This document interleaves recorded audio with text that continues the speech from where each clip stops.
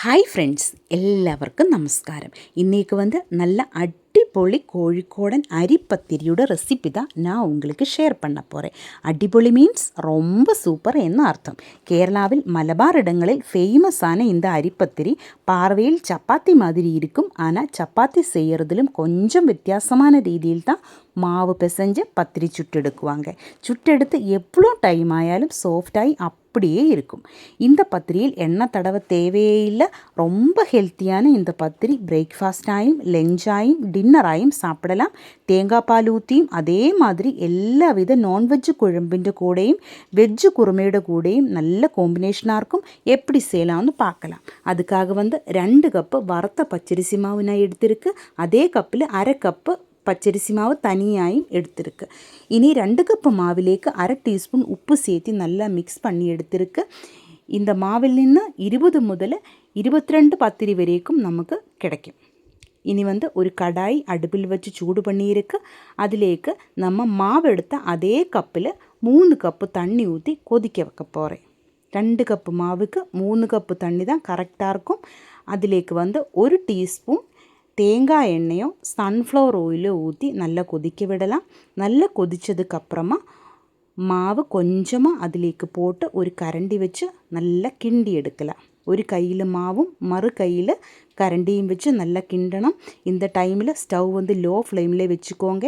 இதே மாதிரி தான் நம்ம இடியப்பத்துக்கு மாவு பிசைஞ்சு எடுத்துடுவாங்க. இந்த மாதிரி செய்யும்போது தான் மாவு நல்லா சாஃப்டாகிட்டு வரும். லோ ஃப்ளேமில் வச்சு கை எடுக்காமல் இந்த மாதிரி நல்லா கிண்டி எடுக்கலாம். தண்ணி எல்லாம் நல்லா வற்றி கரெக்டு பாகமாயிட்டு வரும். இப்போ நம்ம மாவு கரெக்டாகி வந்துருச்சு.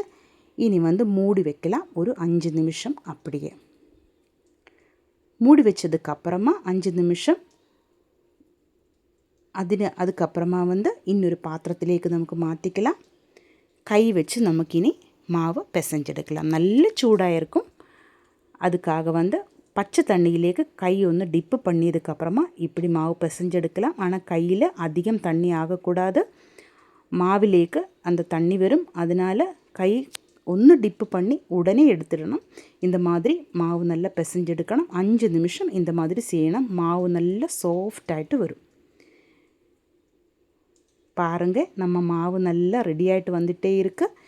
இப்போ நம்ம பத்திரி மாவு நல்லா ரெடியாகி வந்திருக்கு. இனி நமக்கு இன்னொரு பாத்திரத்திலேக்கு இது மாற்றி நல்லா அடைச்சி வைக்கலாம். ஒரு 2 நிமிஷம் அப்படியே இருக்கட்டும். இனி சப்பாத்தி தேய்க்கிற அதே மாதிரி நமக்கு செய்யலாம். ஆனால் சப்பாத்தி கிடையாது. இனி மாவில் നിന്ന് நமக்கு ஒரு லெமன் சைஸில் உருண்டை பிடிச்சி சப்பாத்தி தேய்க்கிற அதே மாதிரி செஞ்செடுக்கலாம். ஆனால் நம்ம மாவு எடுத்ததுக்கப்புறமா மறுபடியும் அந்த பாத்திரம் மூடி வச்சிடணும். மாவிൻ്റെ சூடு போகக்கூடாது. இனி நம்ம மாற்றி வச்சிருந்த 1/2 கப்பு மாவிலேக்கு இந்த உருண்டை அப்படியே டிப்பு பண்ணி கொஞ்சம் அரிசி மாவு அதில் ஸ்ப்ரெட் பண்ணியதுக்கப்புறமா சப்பாத்தி மாதிரி லைட்டாக ப்ரெஸ் பண்ணி தான் இந்த பத்திரி தேய்ச்செடுக்கணும். ரொம்ப ப்ரெஸ் பண்ணக்கூடாது. கோதுமை அல்ல, அரிசி மாவு தான். அதனால் இந்த பத்திரி கட்டாகி போகிறதுக்கு நல்ல வாய்ப்பு இருக்கும். ஆனால் நல்ல கவனமாக தான் நம்ம இது பண்ணணும். லைட்டாக ப்ரெஸ் பண்ணி இந்த மாதிரி ரவுண்டு ஷேப்பில் நம்ம தேய்ச்செடுக்கணும். நைஸாகிட்டு தேய்ச்செடுக்கணும். ரொம்ப ப்ரெஸ் பண்ணக்கூடாது, பார்த்து பண்ணணும். இனி இது கரெக்டு ஷேப் ஆக்கிறதுக்காக இன்னொரு பாத்திரத்தை அதுக்கு மேலே வச்சு கரெக்டு ஷேப்பில் எடுத்திருக்கு. அந்த மீதி வந்த மாவை எடுத்து இன்னொரு பாத்திரத்திலேக்கு மாற்றியிருக்கு. அதையும் சேர்த்து அடுத்த உருண்டை பிடிச்சி பத்திரி ரெடி பண்ணி எடுக்கலாம். இப்போ நம்ம பத்திரி ரெடியாக இருக்குது. இந்த மாதிரி எல்லா பத்திரியும் நான் தேய்ச்சி எடுத்துகிட்டு வந்திருக்கு. இனி நமக்கு பத்திரி சுட்டெடுக்கலாம். அதுக்காக ஒரு தவை நான் அடுப்பில் வச்சு சூடு பண்ணியிருக்கு. பத்திரி அதிலேக்கு போட்டிருக்கு. எண்ணெய் தடவை தேவையில்லை. கை வச்சு இந்த மாதிரி லைட்டாக சுற்றிச்செடுத்தால் மட்டும் போதும். சூடாகும்போது உடனே நமக்கு திருப்பி போடலாம். இதில் ப்ரௌன் கலர் வர ஒன்றும் தேவையில்லை. நம்ம மாவு கொதிக்கிற தண்ணியில் நல்ல வெந்த மாவு தான். அதனால் ரொம்ப டைம் ஒன்றும் தவையில் போட தேவையில்லை. உடனே நமக்கு திருப்பி போடலாம்.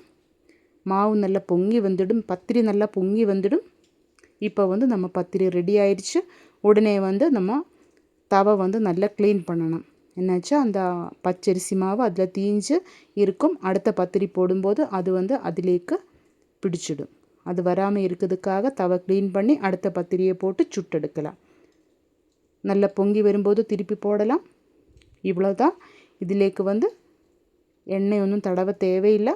நல்ல சாஃப்டாக இருக்கும். காலையில் செஞ்சாலும் ஈவினிங் பார்த்தால் நல்ல சாஃப்டாகி அப்படியே இருக்கும். பாருங்கள் எவ்வளோ சாஃப்டாக இருக்குதுன்னு. இது எல்லா குழம்புண்டு கூடயும் நல்ல காம்பினேஷனாக இருக்கும். ஒரு தடவை நீங்கள் இந்த மாதிரி ட்ரை பண்ணி பாருங்கள். இந்த வீடியோ பிடிச்சிருந்தா நீங்கள் என்னோடய சேனல் சப்ஸ்கிரைப் பண்ணுங்கள், லைக் பண்ணுங்கள், ஷேர் பண்ணுங்கள், கமெண்ட் பண்ணுங்கள். தேங்க்யூ.